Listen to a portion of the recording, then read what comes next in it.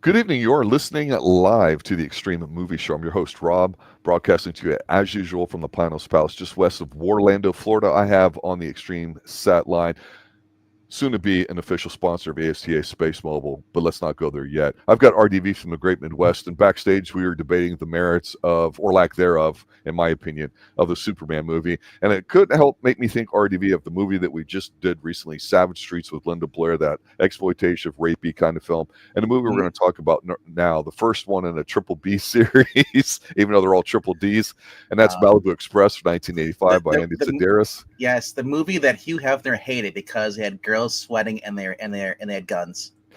Yeah, so I mentioned before in some other streams that Playboy was a thing that supposedly catered to the upscale gentleman, the type that had leather-bound volumes in their library, scotch, and basically evil Jack Cassidy types with swinging singles bachelor pads and all that kind of cool stuff, not man caves.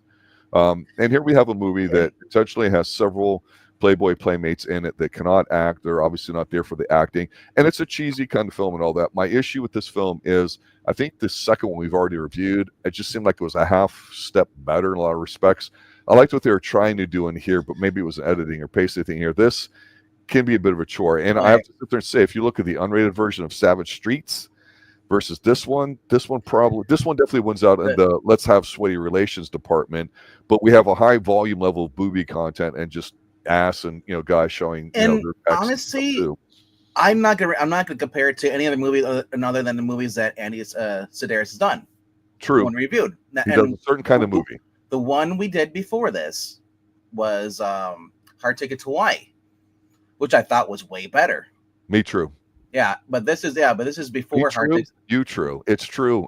It's true. It's damn true. This is one of the 12 movies that Andy Sidaris did. Later on, he'd get forget what her name is. She's the big muscular, tall brunette or black hair. She came out like a model during the 90s. Yep. I forgot what her name is offhand, but I mean, all these are all on Tubi right now. You can just type in Andy Sidaris through Tubi, and you'll pull up all 12 movies. I want to review all 12 movies. I don't care how bad they are. These are all going to be like 4.6s and all, but honestly, though, this was kind of fun. This remind me of if Tom Selleck made a movie like this, because this is basically what we get from Magnum PI, from what I watched. Kinda, but just degraded a bit. So the way that this description is, and I don't think it's unfair. They're calling him a womanizing playboy. He's not a womanizer. Playboy. Women throw themselves at him in this. This is how it used to be in the 80s. If you looked like him and you had facial hair and you had chest hair, and he was a cowboy. That's right. And he had a big gun. Yep, and a big gun. He did. Yeah. And he can't shoot. We know that. He's shooting blanks. Yeah. Well, the gun is shooting blanks. But I'm saying the girls like him though. Honestly, this is Darby Hinton. Darby Hinton. If you're not familiar with Darby Hinton, he was in Firecracker in 1981. But before that, and all his first thing was he was on Daniel Boone series back in 1964 to 1970. He started off there. He was like one of the younger. I think it was Daniel Boone's son or whatever. Right. They hang out with Fess Parker. Yeah, Fess the Parker. Other Boone guy, not Daniel. Yeah, and so it's kind of creative that they let him to keep the kind of the country thing as a Texan. Yeah. He's out in California. He's working a private investigator, and I love. Here's the other thing I love about this: the self narration. Because he bought himself one of those. He's like, I hear that detectives, we're supposed to have one of those fancy like tape recorder things that they do. So he buys himself one of those. Yeah. We would see in Fletch, of course. Yeah, later on, he's basically hired, basically to investigate this lady, what was her name again in this? Was it? Hold on. It was blonde, brunette, and black haired. That's what I remember. Honestly. No. He basically wasn't. He's hired by government intelligence operative to investigate a lead into who's selling computer technology to the Russians. So he goes up to first he meets Contessa Luciana, who, if you don't know who this is, you've never seen Howling 2. My sister was a werewolf. Sybil Denning, hot in here, ends up banging him right away. And so then he ends up going through her. He meets Mrs. Chamberlain, and then her niece and her niece's husband, who's played by Michael Andrews, who was basically known from, you've seen him in other movies where he's the cross dresser. He does it a lot of it. He also was in the other movie we watched too, which was Hard Ticket to Hawaii. He was in there too. Then you have Anita Chamberlain, who's actually is her niece. And then you have Lady Chamberlain, who is basically like the other girl, and then we have Brett Clark. Brett Clark was in a few other movies I was looking up, and he was in Wrath of Khan, Star Trek 2 or whatever 3 or 2 or 3. He was part of the Klingons on the ship. He was on the back right. And then they said we also have the beautiful Laurie Sutton, who plays the cop in here. Man, every time I see her, I keep thinking, like, is that the chick from Night Court? No, because she's got the short hair, the pixie, right, right, yeah. So basically, he's hired to basically investigate this. Along the way, we got this guy Shane, who's basically banging all the Chamberlain people except for the girl, the main one that's in the wheelchair, the mom. I think he even banged Stewart for all I know. I don't know. Yeah. And he's got this thing where he basically videotapes everybody. He takes photographs and stuff. And for whatever, I don't know, whatever reason, maybe he's just a voyeur, whatever. His own private collection, maybe. Voyeurism was a thing in the 80s a little bit, and I wish they amped it up. And as represented by our most important video, at least the one that's got most of the views, and that would be Body Double, Brian De Palma, 1984. But I want to talk about Matthew, Mark, and Luke. The goons are hired to basically take him out because Shane owes money to these guys, and he can't pay him. And then they don't like the fact that they got Cody, played by Darby Hinton, the investigator, is sticking his nose a bit. So they basically kind of want to rough him up. These guys look like they're pretty jacked up. One looks like Powerhouse Hobbs. Powerhouse Hobbs. Really, I was gonna say AEW wrestling currently. Yes, I looked at what that's Powerhouse.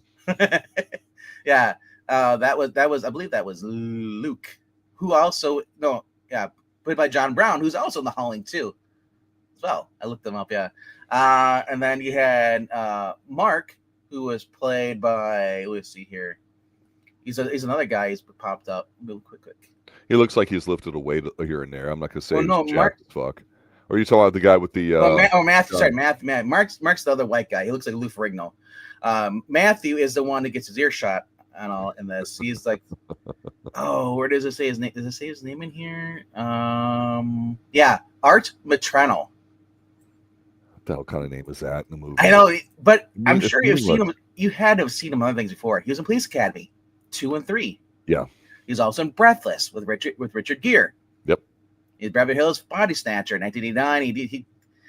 He did a couple different movies. He died back in 2021.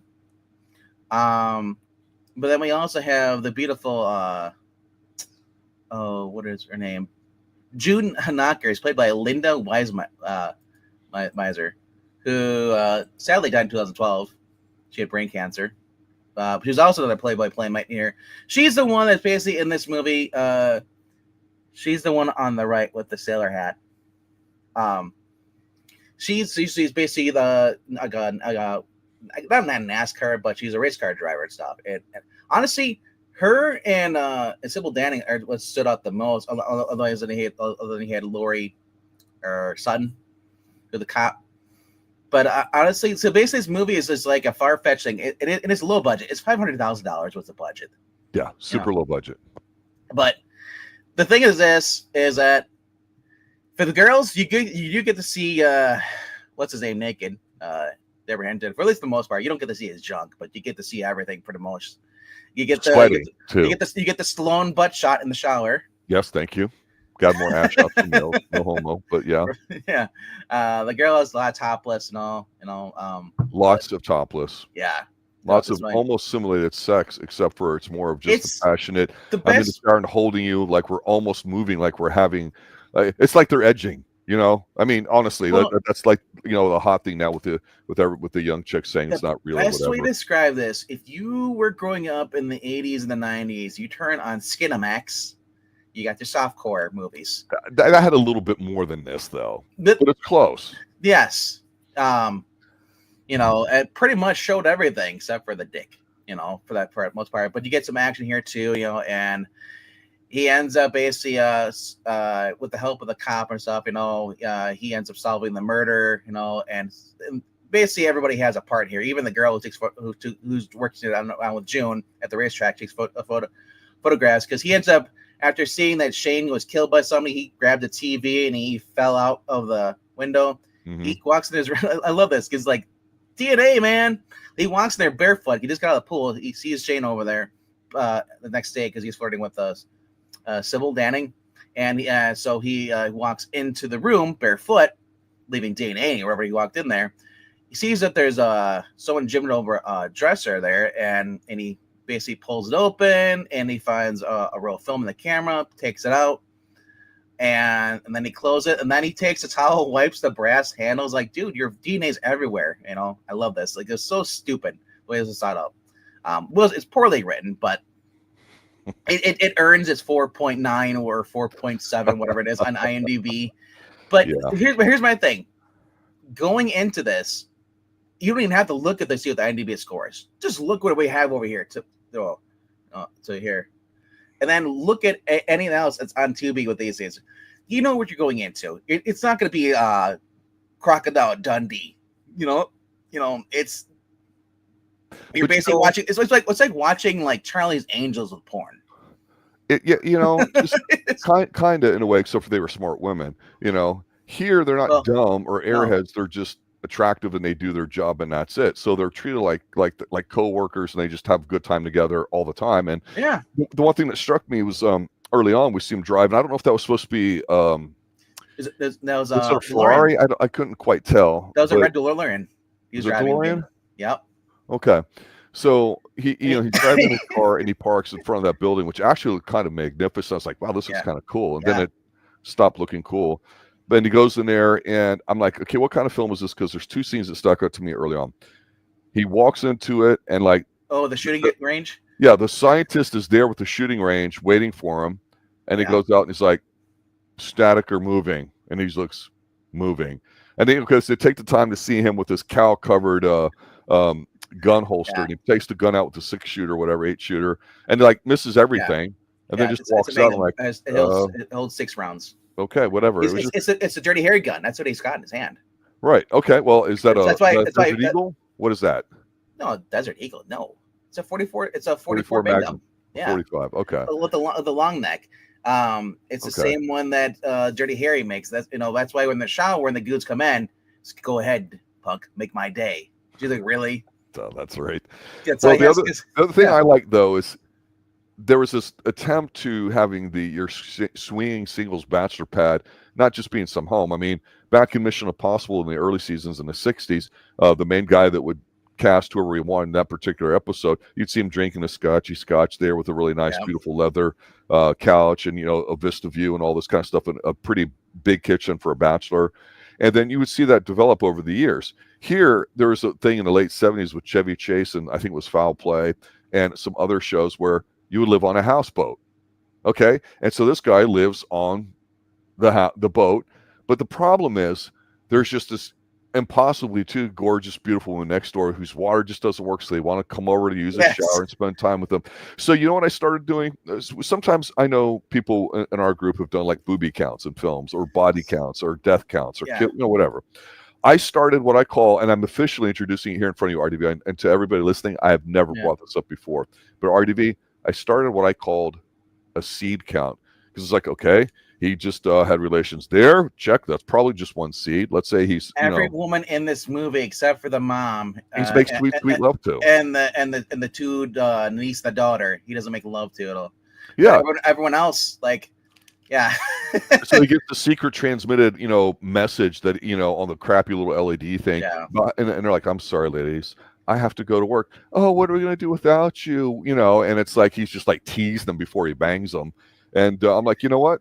It's hard to satisfy that many women and share that feed up, because if you can't perform, that's stressful. He did not bang the neighbors. I know, it's a shame. And they were like all in his grill, bro. And the funny thing, I'm bringing up the neighbors because this is hilarious, because I read comic books. So I read Amazing Spider-Man. He had hot. He's hot. He lived in a little under this apartment under this landlord named Miss Muggins, and she had a hot niece and 2 hot friends that lived together, and they always were making passes at Peter Parker when he was in there. So it's just like it's not uncommon, you know. When you're hot, you don't chase. Yeah, and that's what women want. The women want to pick you out of the room because they think you're the best. It's not you go slagging after a bunch of women. This guy oozed charisma, even though he's a goofball. We're looking at going, I can't be mad at him. But there's a guy's movie. This is pretty much a male fantasy, you know, thing. Being a Magnum PI kind of private eye guy and driving nice cars. You know, lives on a houseboat, Miami Vice. There you go. I mean, come on. I didn't say it was original. His boat's called the Malibu Express. His yacht is usually houseboat he's living on because his mother she loved trains, but she also had a fear of them too. So they kind of like, you know, they tried to like make it look like a cardboard cutout painting they put in front of the thing, the walk of the pier. And it's called the Malibu Express. And I just kind of funny. He's like, yeah, my mom got killed by a train. Unfortunately, the train ran her over, derailed and hit her while she was watching the train. Her fear of train was real. But here's the thing, though. Everything you see on this screen here comes into play. The car, the one that June's driving, they use that because the bad guys are chasing them. Mark, Luke, are in the helicopter, and they're trying to shoot at him. And then he's got June. She's like, who's basically trying to make a move on him since the very beginning. As we saw her, wants to make all of them. She takes off her top, starts making him. He's like, do you mind? I'm trying to drive. He's like, they're shooting at us. He's like, it's like any other time. She's like, oh, flat reject. She's all pouty. He's like, and then she looked at the window like, hey, they're trying to shoot her. He's like, I know. We're trying to tell. So there are some funny scenes in this. But like I said, if you're looking for a serious movie, like, you know, a really good movie, this is not the one to go for. But I would say this though. I think this had to be the first of them. I believe it is. And then after that would be the one we reviewed, and there's a third one. And apparently a lot of people have said in reviews that this was supposed to be the best of them, you know. Even though it's got a 4.8 out of over 3,000 views or reviews. Well, we know that people, and like I say, half joking about Superman, everybody has their idea of what a Superman movie should be, and then there's the whole difference of whether it's good or not, or and that to me is independent of being professionally made, right? I think with a movie like this, you point out you have to know what you're getting into, and I think younger people don't realize that, and we mentioned this before with Savage Streets and a few other films, that there's a lot more definitive variety of films in the 80s, and so with these B-level type films, that doesn't mean they weren't necessarily unprofessionally made. It's just that I'm not even going to say the quality of the content, but the content that was allowed to be massed, shown in theaters and all that was very restricted to a lot of the feel goods, and even the adult stuff didn't play till later, right? So to me, this is a skin flick. By skin, I mean boobs and bodies. I have no problem with that. There's a lot of that in the 70s going into the 80s, sex comedies, summer comedies. It's a softcore with action. It's girls and guns. Yeah, it basically is. You know, Meister Girl's really doing a lot, like we see in the kung fu films, right? Because those are more classier, really, right? And that's because of the whole, you know, commie thing over there in Hong Kong and China. The one reviewed, according to IMDb, Our Ticket to Hawaii is a 5.0. The rest of them are below 5. Yeah, and that's probably why I like that one a little bit better. Because the Malibu Express was the first one, and then he does Hard Ticket to Hawaii, then Picasso Trigger, Savage Beach. That's the third one, yeah. Yeah. Then there's also Guns, Do or Die, Hard Hunted, Fit to Kill, Day of the Warrior, and stuff like that. And then there's also Return to Savage Beach. The funny thing is about this, I knew about Savage Beach because I found my dad's DVD when I was younger. So I never really looked it up and never bothered to see what it was, but I kind of knew what it was like. Well, it's like my dad was into James Bond and girls. Yeah, I mean that's the male fantasy, right? As a little kid, you're like, oh man, if I could live on a boat and be a detective and be in charge and have all access to all these beautiful women and be a bad shot, this would be it. This is a softcore version of James Bond, because James Bond banged every girl in his movie pretty much. He was the ultimate spy, you know, the man's man. Where this guy is, he's from Texas. He carries a big gun because he believes in it, you know. Mm-hmm. He wears a cowboy hat, and he's always having fun. He's smiling, having fun, and every girl wants to bang him because he's a pretty boy, and he, you know, he's carefree. He doesn't come off like a stiff.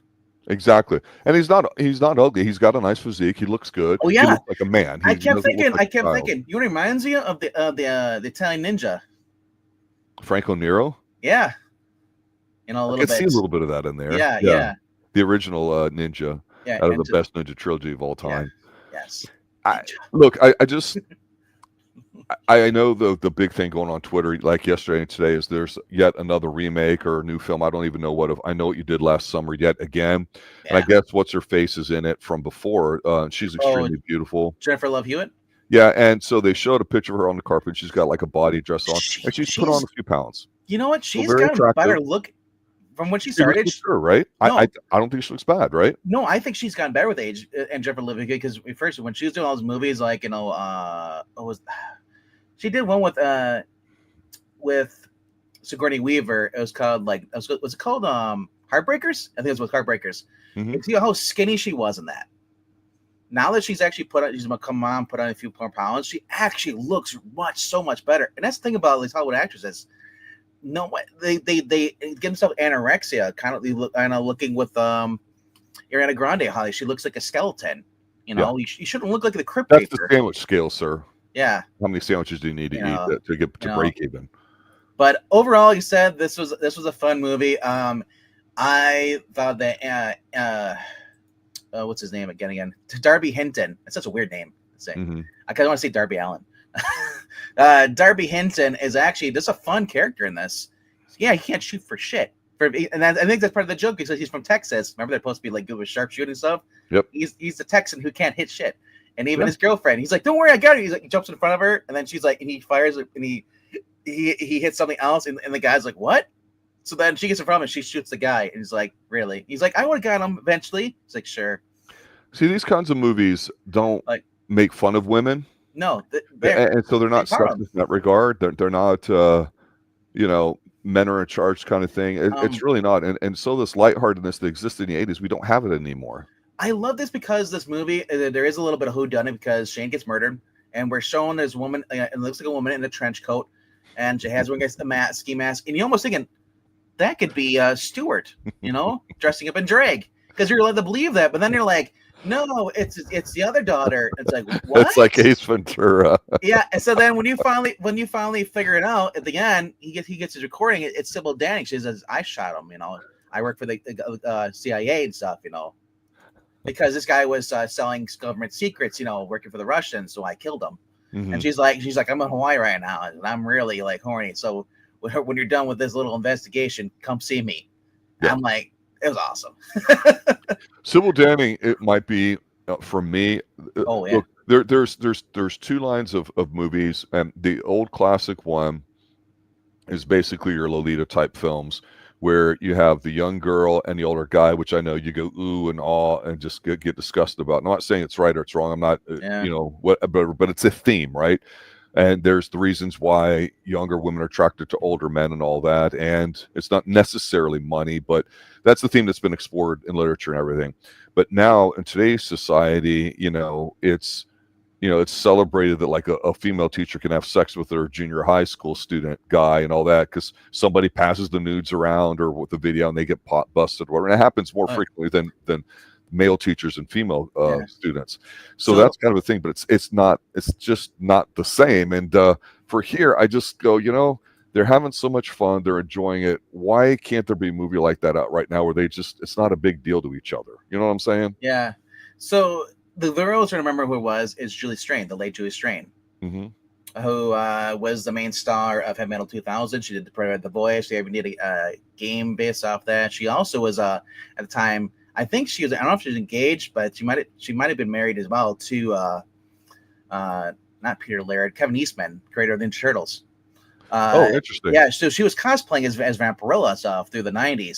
So it makes sense that Andy Sidaris would go after her in the 90s, give her all these different movies. She started popping up. Yep. Yeah, so she became like the next girl in here. She starts off as a villain, and then she becomes like a heroine in some of these. Like I said, these are all free on Tubi right now. So if you're saying I'm not gonna watch this movie, it's like, well, you don't have to pay for them. No, and apparently there's a box set floating around somewhere, which I'm gonna have to freaking track down because These are these are stupid fun movies. Well, remember American Pie? Yeah. There's like 3 or 4 of those films, right? There's like 12 of them, I think. There's several more now, but I mean, some I think are spinoffs or whatever. Well, yeah, spinoffs. There's like the prequels. The original group. There's at least 4, I think, the right? New class, and just like it's. So those were very lighthearted. It's like the Degrassi. Yeah, it's very lighthearted coming of age comedies. You might have had a tiny bit of nudity. Yeah, everyone thinks of her wanting to seduce Jim and her being nude and him in the pie, right? That's what people remember. And then the girl from band camp and all that, and the talk of sex. But it's not nearly as brazen as this, but that's what's replaced it. And remember what kind of made, I think, it popular in culture, and it's weird that I'm saying this because I haven't really thought about it, but everyone thought Finch banging the cougar or whatever like that, Stifler's mom, right? Yeah, Jennifer Coolidge. Cool. Yeah. And so that's Sybil Danning did a movie also, the hot teacher seducing a student too. I was going through IMDb. Right. But the whole thing of Cougar, I'm going back to Sybil Danning. To me, she's that one where you go, she wasn't young when she made these. She wasn't old. So she wasn't like 19, 20, 21. No. And she was known for being in B movies. And I'm going to be serious here. Where do you find beautiful women? The answer is everywhere. The mall, whatever, they come to you and all that. But she had a pipeline of them from Playboy magazines, which is considered the classiest of all the adult magazines because of the way they showed women. Sybil Danning reminded me of the hot chick, the stern hot chick from Police Academy. The one that was always coaching the boys, or the guys. She's the one that was later in the gym class, the fitness girl.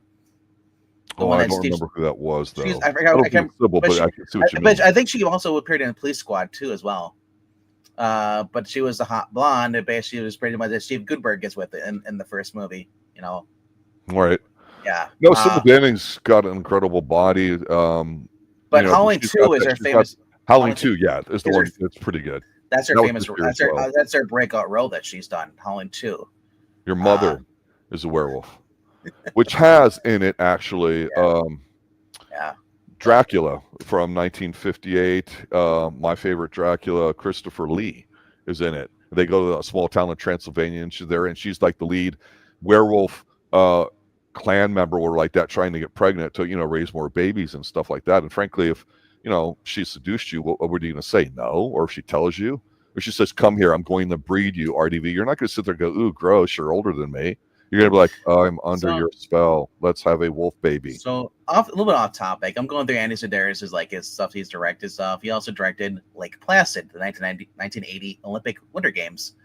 And and normally I'm like, okay, whatever. But I'm thinking like Lake Placid, the Gator? No, that would be that was the New York. Russia was boycotted those Olympics because of the or somebody was because of the Cold War. Damn it!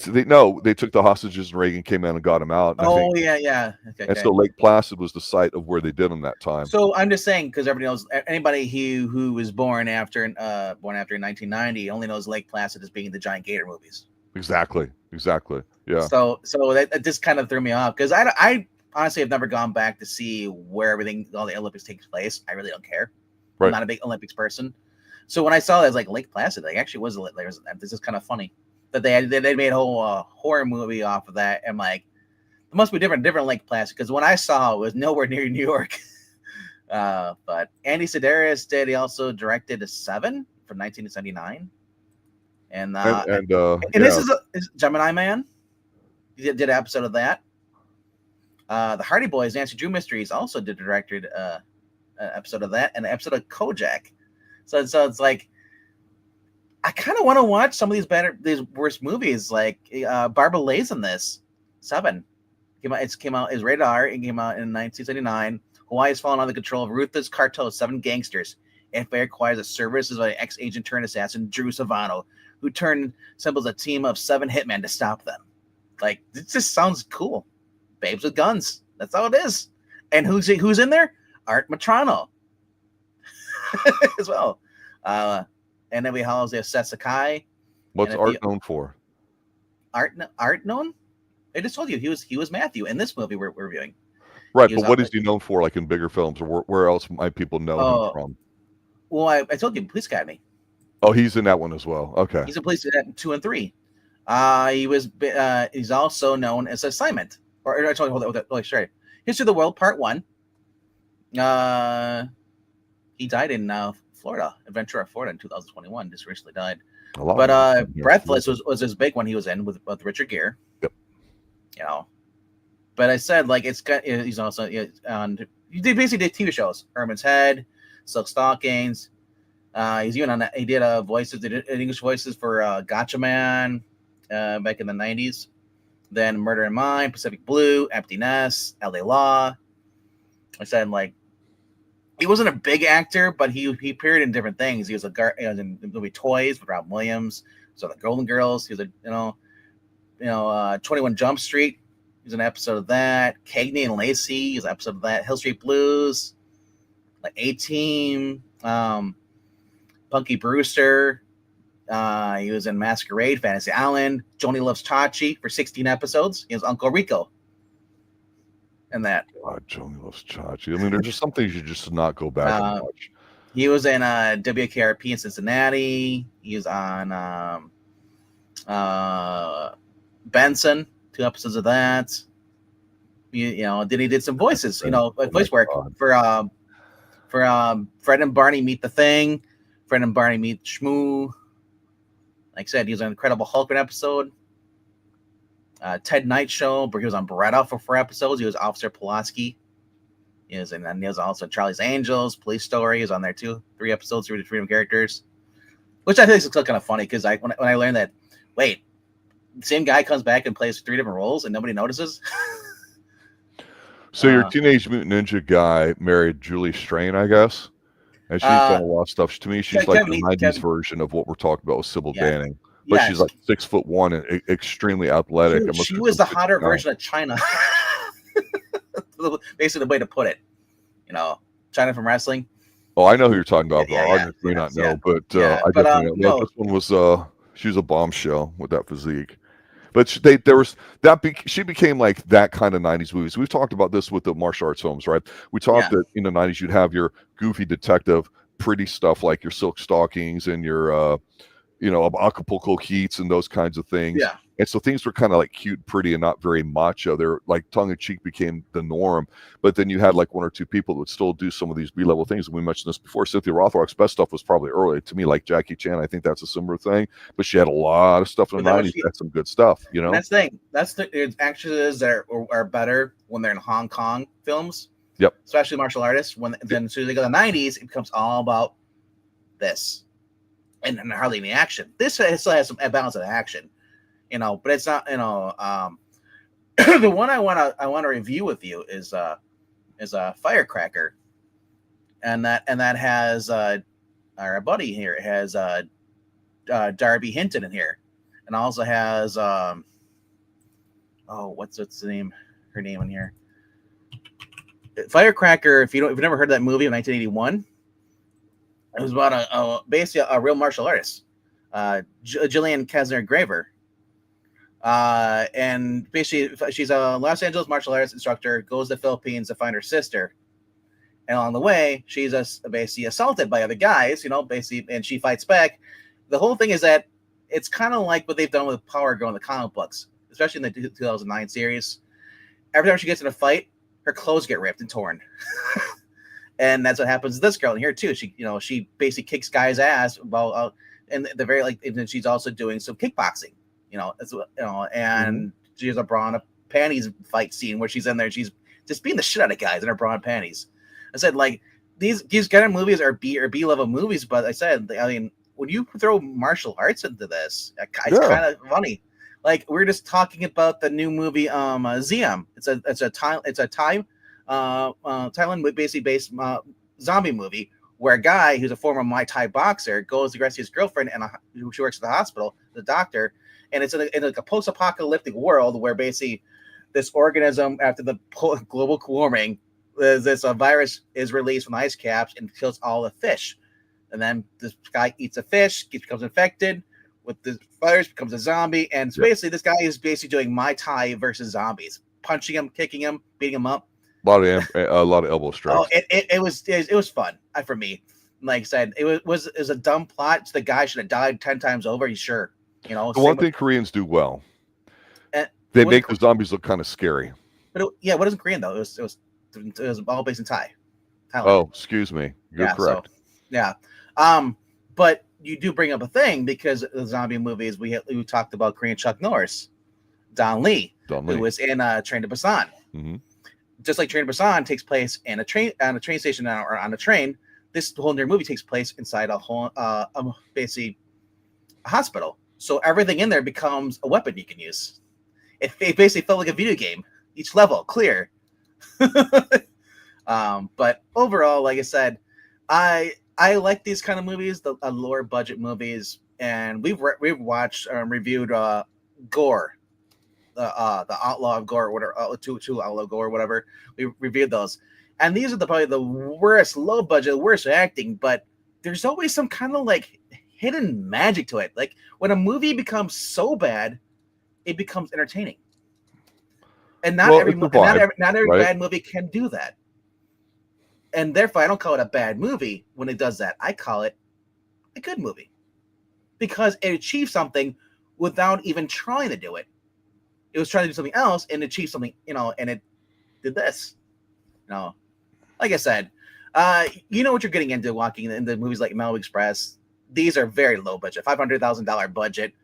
It's a guy's movie. It's basically every male's fantasy. Basically, go in there, be ripped, in shape, living on a houseboat, carrying a giant gun, and wearing a cowboy hat, and then solving a murder crime and having every woman throw themselves at you. There you go. Like, is it sexist? You could say that if you want to. But I'm going to say this. It's just basically aimed towards guys. So if you're a woman watching this might not be your thing. Unless you are into women, like guys. That's all I'm going to say. It is a low budget. Is it awful? It's not the best. Pretty bad. I enjoyed it for what it was. I didn't hate it.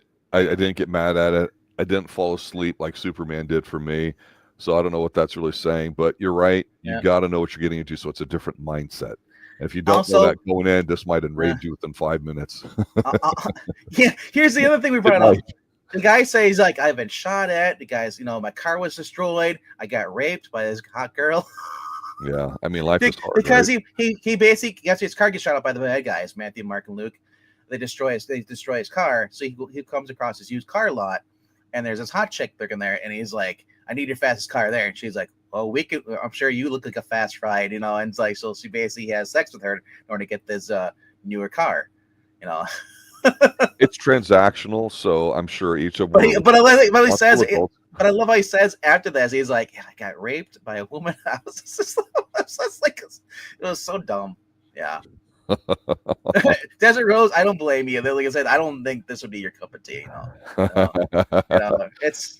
But like I said, I will say the guy has some eye candy on it. So, I mean, there might be a significant amount where that might stimulate you, I suppose. I love this. As much as a regular movie can, that's not technically an adult film. I love this. Not into women. Probably will skip this. But I had to know what it was about. See? It's like, it's a train wreck. You don't, obviously, there's going to be dead bodies in there. But we have to stop and look at it because we're curious. It's like it's just the way our bodies are wired. So, but one final comment I'll say is, I think the original Scream movie for 95, 96 is absolute genius and so intelligently written. Even though he started off in exploitation movies in the 70s, Wes Craven. So I mentioned in there before, if you weren't in your robe wearing heels in the 80s with your hair and coming out answering the phone and you hear saxophone and candles, typical bullshit backdrop scene, right? Then, you don't get that was a thing. But the fact that you took Drew Barrymore, who everybody knew, and like, yeah, Drew Barrymore's in here. Oh, she's on here. She's kind of flirting with the guy that's got the sexy voice. What's your favorite scary movie? That kind of thing, right? And so she's just having a little harmless fun because that would happen if you accidentally dialed the wrong number. You'd call back and be like, hey, so what's going on? And kills the boyfriend right there in front and then whacks her at the beginning. Pure genius, because that's making fun of the way stuff is. It's basically like saying, fuck you, 90s. This is the meta humor. This is the meta stuff of the 90s. Because at this point, it's a B movie. It's not trying to be smart. But when you start getting insulted in some of the later Friday movies and Jason movies, and they weren't as good as the earlier ones and all that, and you had fun, you're like, yeah, man, this isn't good, but I had fun. Well, could I really watch it again? The answer is probably no. But at least by the 90s, it's like, what do we do now? We've taken the sex out of it. We've taken the violence out of it. Let's go with the meta smart humor because we're all nerds now in the 90s. And being a nerd then was acceptable. In the 80s, it technically still wasn't in a way. So definitely a difference in the tone of things were shifted from the 80s to 90s. And that's what we do here on the Extreme Movie Shows, talk about these trends and how they relate to each other and go stream of consciousness, a.k.a. James Joyce. Final thoughts, sir? Anything else to plug? Final thoughts that Firestarter 2 rekindled with Malcolm McDowell is better than the first one. Say that again? Firestarter 2, starring Malcolm McDowell as the bad guy, the guy who's trying to help the girl, is a lot better than the original one with Drew Barrymore. Not the recent one from a couple years ago. So the one you're thinking of is a 2022 movie. Yeah, John Carpenter, I think, scored that. That was a reboot. Right. 2022 was a reboot of it, and they had I don't know if I saw the second one, to be honest with you, with Malcolm McDowell. Second one came out in like actually came out in 2002. So that was the only sequel to the first movie. They did a reboot in 2022. But the sequel had Dennis Hopper, and Malcolm McDowell, and Margaret Moreau was Charlie McGee in this. So, not gonna lie, even though it's bad, I kind of like Children of the Corn and the second one. I don't know why. You know what? And probably the reason I'll probably get flagged for this. This might be the reason why I don't like E.T. and all that stuff. I just don't like little Drew Barrymore. She annoys the shit on me. So I watched Firestarter, and I think Jeff Daniels was in it with her dad. I can't remember who it was, but I remember I thought she kills her parents by accident or starts them on fire or something like that. I can't remember what it was. It's been a while since I watched it, but if you guys want us to continue this, well, we'll do it sometime. But I think we're just gonna stick with. Let us know what you want reviewed here next, and don't forget we've got Columbo season 3, episode 7, with the Man in Black himself, Johnny Cash, as the killer, a double killer in a fantastic episode. Check that out live Sunday at 6 p.m. Eastern before RDV and I go live 7 p.m. with the movie To Be Determined. We should start doing was it a Tanya Sheed or was it what was her name? She's the 90s vixen. There's several. Oh, I can't remember what her name was. I think it was something Sheed. Anyway, but I want to do some more 90s stuff. Crap films. Yeah, crap films. 80s, 90s, because why not? Desert Rose. I like corn on the cob, but I saw this photo recently of corn on the cob. Someone took corn on the cob, cut it, part out, and then they put a hot dog and ketchup and mustard on it. What? Exactly. Twitter. People are posting things of stuff like that. Say have a Twitter. She's like, awesome. God. I mean, skip the hot dog bun. Just have the hot dog and they have the South. We would put syrup in our beanie weenie. I don't even want to know what that is. Hot dogs and beans? You never chop up a hot dog and put it in beans? No, I got bacon already in there. I don't need a hot dog in there. But you add the hot dog in there and you cook it that way. And then sometimes you add syrup or barbecue sauce in it. It just sounds weird.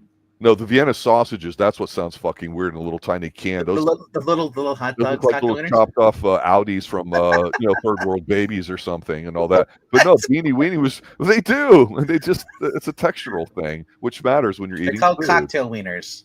And little Vienna sausage. Disgusting. It should never be made. No, but beanie weenie is legitimate Southern. No butter on it. Yeah. Good night now. Later. See you Sunday.